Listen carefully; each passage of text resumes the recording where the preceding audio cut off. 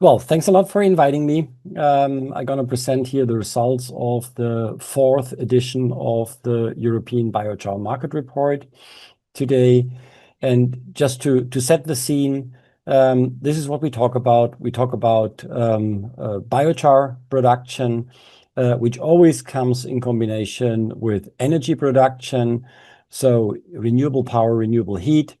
And on the other side, biochar that can go either into the metallurgic industry or used in carbon preserving applications. And no matter where the biochar is being used, it pays in either on the carbon removal side or on the emission reduction side. So just to be very clear that metallurgic use of biochar has roughly the same climate impact. Now, what is exciting in the last 12 to 18 months is that the markets are really in transition. And if we look at, so we have in the center, we have the biochar, and we have three applications for highly aromatized biochar. That is, on one hand, the more traditional side, that is the use as charcoal produced in Europe. And in Europe, you always produce charcoal with usage of the energy. Otherwise, it's totally cost incompetitive. The other use is metallurgic industry, and the third is the carbon preserving applications. And we have a couple of trends that change these markets. So there's a clear trend to use less charcoal for barbecue and more gas, and that moves volumes up. Then there's another trend that traditional charcoal, imported charcoal, there's pressure on imported charcoal due to EUDR and RED, and that moves biochar up to the barbecue side. Then if the ETS price goes up or the fossil coal price goes up, that moves biochar into the metallurgic industry. And last but not least, the carbon credit price, if that goes up, it will move biochar to the carbon preserving application. So when we talk about biochar markets, it's important to understand that there is movement between these three corners of the triangle. And this will continue to keep evolving because these parameters will change over time. Now, a couple of sector highlights that were dominant in the last couple of months. And the first one is that the metallurgic industry is more and more becoming important as an offtake for biochar. And just to be very clear, this is an important element to the European industry because you need carbon to produce steel, you need carbon to produce silicon, and these are key sources also to other renewable energy sources. And just as one example, we now see major industrial players entering the space. Here with the example of Outokumpu, Finnish stainless steel producer, who announced two significant investments, one in a biocarbon production in Germany, and another one, a pelletizing facility in Finland. And because biochar in the metallurgic industry is becoming more and more important, as Biochar Europe, we initiated the writing of a white paper, which is downloadable on the website of Biochar Europe. A very exciting paper, very important, that will give good insight into the metallurgic industry application of biochar. But let's talk more a bit about the more traditional markets for biochar, agriculture, concrete, and urban soils, in addition to metallurgy. Then we have the usage of biochar in the metallurgy. There are first volumes coming in, but prices are quite under pressure. But this market has a potential to scale very fast. Then the most traditional market for biochar, I would say, is biochar in agriculture. There's proof of concept, there are substantial volumes, but this market is not growing fast. Then the concrete application, there has been a lot of trials in the last 2 years, and the technical proof of concept has been confirmed, but volumes are still small, and that depends on, or that is due to the regulatory hurdles. If they are cleared, this market has also the potential to grow very fast. And last but not least, the fourth market for biochar, urban soils, concept that was mostly developed in the Nordic countries. It's proven, the benefit is shown, technical proof of concept done. There are substantial volumes, and it's growing, but it's growing moderately. So another important news or trend in the biochar sector is that the standards, and here in the example of Carbon Standards International, are moving towards a new certification system, which is based on an inertinite benchmark method, which is a clearly superior method to characterize a biochar. And so stay tuned. This journey is launched, and we'll soon see first inertinite-based C-Sync certifications that will be more reliable, scientifically more solid. Then something I want to highlight as well as a sector trend is that we often hear that biochar is TRL 9, and that is true. Some are TRL 8, but clearly there are also systems and projects out there that are below that level. And it is important to know that if somebody selects a TRL 6 or TRL 7 solution, that project needs a pioneer mindset and a setup. Last element on the sector trend, electricity generation alongside with biochar production is becoming more relevant and important, either with gas engines or with ORC turbines. Now, I want to show one element on benchmarking biochar with other CDOR options. And what you can see here is the two main pathways on the biochar side that provides the highest volumes. So it's industrial produced biochar in the global south with typically Asian equipment, very large plants, high availability of biomass, permitting easy, typically no renewable energy produced, and most business cases don't need a market value for the biochar. And then on the European side, projects are typically much smaller than in the global south. There is biomass competition and thus a cost to the biomass. There is permitting requirements. There is energy production. Otherwise, projects are not competitive. And therefore, also, the business case needs a revenue for the physical biochar. On the price side, we see for the carbon credits, a price range of 100 to 150 tons per ton of euros per ton of CO2 on the global south side, and between 150 and 250 euros per ton of CO2 on the biochar in Europe side. But if we compare this to the two other permanent carbon removal options, which is next to biochar carbon removal, BECCS and DACCS, if we compare this 150 to 250 euro that can be achieved with European projects, that still shows that it's at the lowest level, or it's far lower than the level we can expect in BECCS and of course for DACCS. These are numbers that are based on around 40 interviews with industry experts that I made in the context of this market report.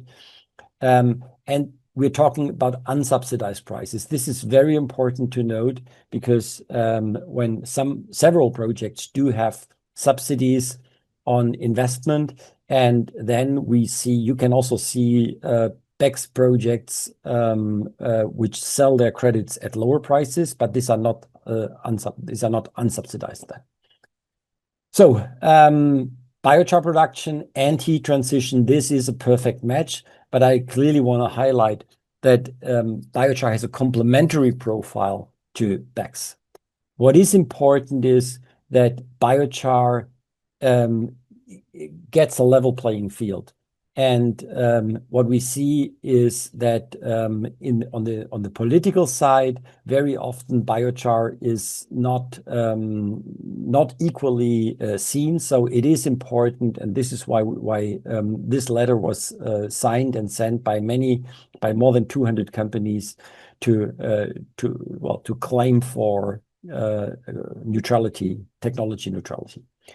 So just one word on Biochar Europe, 120 members. We're the European industrial organization with, again, 120 members. So, and this is a great group of companies that join the interest of biochar. Now to the market report. I'd like to thank all the co-authors of this report because we're collecting all of the data, and that would not be possible for me alone. So thanks to my co-authors and thanks to the 4 sponsors, A Healthier Earth, Carbon Future, Carbuna, and Carbon Standards International for supporting this report. What we do is we look at biochar that was on biochar production plants that were installed in Europe until 2024 and plants that are scheduled to be commissioned in 2025. We look at highly aromatized carbon, so we're not looking into torrefied biomass. So these are not part of the statistics. We look at 3 different categories, or micro and small. Then we have the industrial and large production, and we have the medium production. So this is kind of the range we see from below 200 tons, which is only a small fraction. So most of the plants are in medium and large and in industrial. So on the report, and obviously you can download the report and see all of the details. We list all of the 30+ technology providers out of Europe. Some of them, as I mentioned, TRL 8, TRL 9. And I just flip the pictures through to give you an impression how many industrial producers of biochar equipment are there around. And I'd like to highlight that we see also now companies that are specialized on project development, either with projects in Europe or project developers that focus on Global South projects. Now to the market data and the market the results of the report. In 2024, a total of 33 biochar production plants have been added to our list, which is far less than the projected 54 plants that were on the radar screen a year ago. Many projects slipped to 2025, a few got canceled. But since many of them slipped, we have now on our radar screen 46 projects under construction or under contract for 2025 commissioning. So in total, end of 2024, 203 installations. Out of these 203 installations, I want to mention that not only, but 185 are currently under operation. So there are a few plants have been decommissioned. In and end of this year, we expect that number to grow to 250. So now the reason why I introduced this triangle is that when I talk about production capacity that goes into carbon removal applications, it is always important to know that we're only looking at the left down corner of the total biochar production capacity. And if we look at the production capacity that is dedicated to BCR, we see that this number grew to 84,000 tons of biochar. And again, this was supposed to be a bit more or substantially more, but there was some decommissioning. There was some volumes moved to metallurgy. there was temporary shutdowns for technical reasons and project delays and project cancellations. And for this year, I previously mentioned the number of plants that are under construction and under contract. We expect the production capacity to grow to 114 tons. And if we look at the growth rates, so now to the right axis, we see the year-over-year growth rate, and we see that the growth rate from 2023 to 2024 had a significant drop down to 12%. If the projects that are under contract and under construction are all completed, it will grow again to 37%, the growth rate, and the 3 years growth rate is 34%. And I want to mention that the pipeline of projects that is in our databases is 40,000 tons of biochar production capacity that is in construction or under contract, and 80,000 tons additionally are in advanced planning. So from production capacity to actual production, I made assumptions here saying that 50% uptime for the year in which the plant is installed, and only 6 months, because kind of in average July 1st installed. And for the rest, I took an uptime of 70%. And with these numbers, I come to 55/70,000 tons of production capacity. And in CO2, this means we're growing this year to almost 200,000 tons of CO2 with BCR, meaning biochar carbon removal is today's most relevant industrial CDR technology for permanent carbon removal. Now, again, I want to remind that this only considers the production, the share of the total biochar biocarbon volume that goes into the carbon preserving application. And there's like 240,000 tons production capacity that currently goes into charcoal, which is the bigger part, and metallurgy. There is some movement on the methodology side. There are new players in the field. The CRCF certification is about to be launched. So this is an interesting development.